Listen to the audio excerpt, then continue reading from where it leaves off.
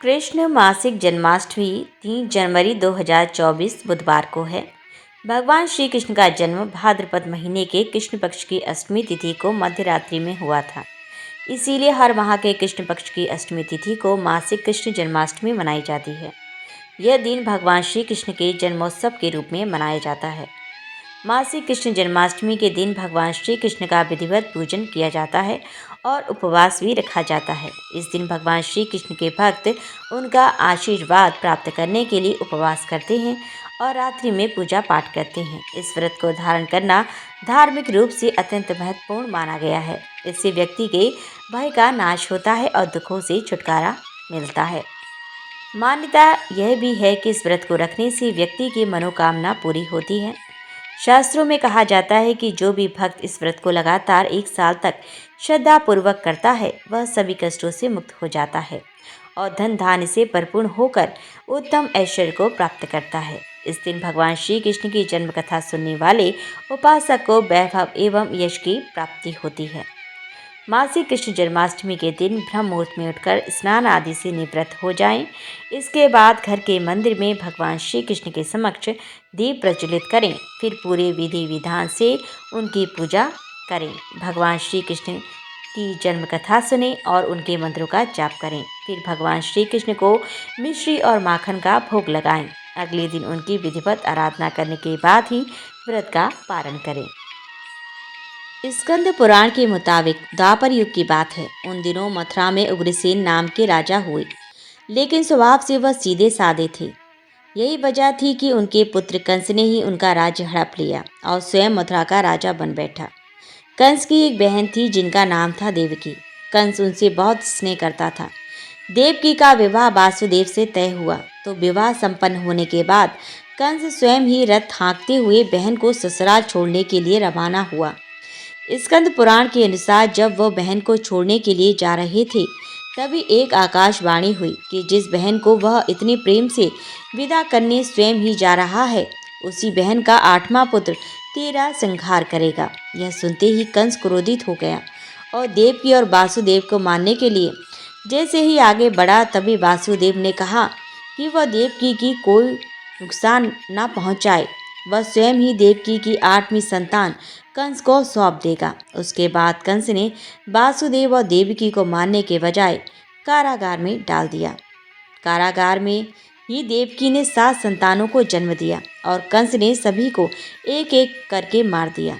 इसके बाद जैसे ही देवकी फिर से गर्भवती हुई तभी कंस ने कारागार का पहरा और भी कड़ा कर दिया। तब भाद्रपद माह के कृष्ण पक्ष की अष्टमी को रोहिणी नक्षत्र में कन्हैया का जन्म हुआ। तभी श्री विष्णु ने वासुदेव को दर्शन देकर कहा कि वह स्वयं ही उनके पुत्र के रूप में जन्मे हैं। उन्होंने ये भी कहा कि वासुदेव जी उन्हें वृंदावन में अपने मित्र नंद बाबा के घर पर छोड़ आएं और यशोदा जी के गर्भ से जिस कन्या का जन्म हुआ है उसे कारागार में ले आएं। यशोदा जी के गर्भ से जन्मी कन्या कोई और नहीं बल्कि स्वयं माया थी। ये सब कुछ सुनने के बाद वासुदेव जी ने वैसा ही किया। वासुदेव जी ने जैसे ही कन्हैया को अपनी गोद में उठाया कारागार के ताले खुद ही खुल गए। पहरेदार अपने आप ही नींद के आगोश में आ गए। फिर वासुदेव जी कन्हैया को टोकरी में रखकर वृंदावन की ओर चले। कहते हैं कि उस समय यमुना जी पूरे उफान पर थीं। तब वासुदेव जी महाराज ने टोकरी को सिर पर रखा और यमुना जी को पार करके नंद बाबा के घर पहुंचे। वहां कन्हैया को यशोदा जी के पास रखकर कन्हैया को लेकर मथुरा वापस लौट आए। स्कंद पुराण के मुताबिक जब कंस को देवकी की 8वीं संतान के बारे में पता चला तो वह कारागार पहुंचा। वहां उसने देखा कि 8वीं संतान तो कन्या है। फिर भी वह उसी जमीन पर पटकने ही लगा कि वह माया रूपी कन्या आसमान में पहुंचकर बोली कि रे मूर्ख, मुझे मारने से कोई नहीं होगा। तेरा काल तो पहले से ही वृंदावन पहुंच चुका है और वह जल्दी ही तेरा अंत करेगा। इसके बाद कंस ने वृंदावन में जन्मे नवजातों का पता लगाया। जब यशोदा के लाला का पता चला तो उसे मारने के लिए कई प्रयास किए। कई राक्षसों को भी भेजा लेकिन कोई भी उस बालक का बाल भी बांका न कर पाया। तो कंस को यह एहसास हो गया कि नंद बाबा का बालक ही वासुदेव की 8वीं संतान है। कृष्ण ने युवावस्था में कंस का अंत किया। इस तरह जो भी ये कथा पढ़ता या सुनता है उसके समस्त पापों का नाश होता है। तो प्रेम से बोले ओम नमो भगवते वासुदेवाय नमः। जय श्री कृष्ण। राधे राधे। प्रभु श्री कृष्ण ने गोपियों के साथ बहुत सी लीलाएं की हैं। श्री कृष्ण गोपियों की मटकी फोड़ते और माखन चुराते और गोपियां श्री कृष्ण को उलाहना लेकर यशोदा मैया के पास जाती। ऐसा बहुत बार हुआ। एक बार की बात है कि यशोदा मैया प्रभु श्री कृष्ण के उलाहनों से तंग आ गईं और छड़ी लेकर श्री कृष्ण की ओर दौड़ी। जब प्रभु ने अपनी मैया को क्रोध में देखा तो वह अपना बचाव करने के लिए भागने लगे। भागते भागते श्री कृष्ण एक कुम्हार के पास पहुँचे। कुम्हार तो अपनी मिट्टी के घड़े बनाने में व्यस्त था, लेकिन जैसे ही कुम्हार ने श्री कृष्ण को देखा तो वह बहुत प्रसन्न हुआ। कुम्हार जानता था कि श्री कृष्ण साक्षात परमेश्वर हैं। तब प्रभु ने कुम्हार से कहा कि कुम्हार जी, आज मेरी मैया मुझ पर बहुत क्रोधित हैं। मैया छड़ी लेकर मेरे पीछे आ रही हैं। मैया मुझे कहीं छुपा लो। तब कुम्हार ने श्री कृष्ण को एक बड़ी सी मटके के नीचे छिपा दिया। कुछ ही क्षणों में मैया यशोदा भी वहां आ गई और कुम्हार से कहने लगी, क्यों रे कुम्हार, तूने मेरा कन्हैया को कहीं देखा है क्या? कुम्हार ने कह दिया, नहीं मैया, मैंने कन्हैया को नहीं देखा। श्री कृष्ण ये सब बातें बड़े से घड़े के नीचे छुपकर सुन रहे थे। मैया तो वहां से चली गई। अब प्रभु श्री कृष्ण कुम्हार से कहने लगे, कुम्हार जी, यदि मैया चली गई हो तो मुझे इस घड़े से बाहर निकालो। कुम्हार बोला, ऐसे नहीं प्रभु जी, पहले मुझे 84 लाख योनियों के बंधन से मुक्त करने का वचन दो। भगवान मुस्कुराए और कहा, ठीक है, मैं तुम्हें 84 लाख योनियों से मुक्त करने का वचन देता हूँ। अब तो मुझे बाहर निकाल दो। कुम्हार कहने लगा, मुझे अकेले नहीं प्रभु जी, मेरे परिवार के सभी लोगों को भी 84 लाख योनियों के बंधन से मुक्त करने का वचन दोगे तो मैं आपको इस घड़ी से बाहर निकालूंगा। प्रभु जी कहते हैं, चलो ठीक है, उनको भी 84 लाख योनियों के बंधन से मुक्त होने का मैं वचन देता हूँ। अब तो मुझे घड़ी से बाहर निकाल दो। अब कुमार कहता है, बस प्रभु जी, एक विनती और है, उसे भी पूरा करने का वचन दे दो तो मैं आपको घड़ी से बाहर निकाल दूंगा। भगवान बोले, वो भी बता दे, क्या कहना चाहते हो? कुमार कहने लगा, प्रभु जी, जिस घड़े के नीचे आप छुपे हो उसकी मिट्टी मेरे बेलों के ऊपर लाद के लाई गई है। मेरे इन बैलों को भी 84 के बंधन से मुक्त करने का वचन दो। भगवान ने कुमार के प्रेम पर प्रसन्न होकर उन बैलों को भी 84 के बंधन से मुक्त होने का वचन दिया। प्रभु बोले, अब तो तुम्हारी सब इच्छा पूरी हो गई, अब तो मुझे घड़ी से बाहर निकाल दो। तब कुमार कहता है, अभी नहीं भगवान, बस एक अंतिम इच्छा और है, उसे भी पूरा कर दीजिए। और वह यह है, जो भी प्राणी हम दोनों के बीच के इस संवाद को सुनेगा उसे भी आप 84 लाख योनियों के बंधन से मुक्त करोगे। बस यह वचन दे दो तो मैं आपको इस घड़ी से बाहर निकाल दूंगा।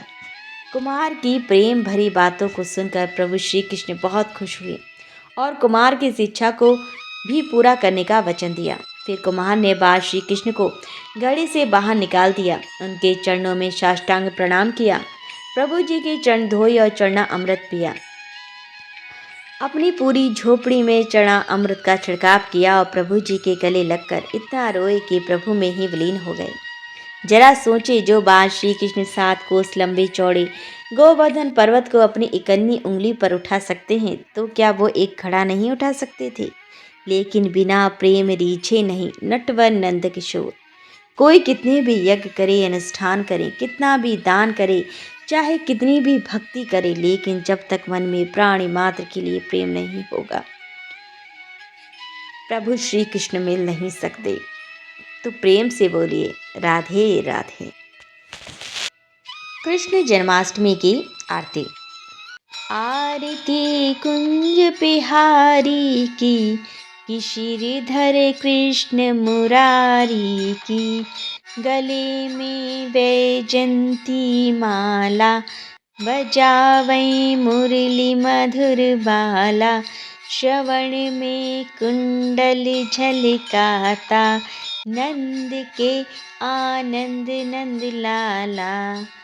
आरती कुंज बिहारी की श्रीधर कृष्ण मुरारी की, गगन सम अंग कांति काली, राधिका चमक रही आली। लतन में ठाड़े वन वाली, भ्रमर सी अलक कस्तूरी तिलक। चंद्र सी झलक ललित छवि श्यामा प्यारी की। आरती कृष्ण मुरारी की श्रीवर कृष्ण मुरारी की।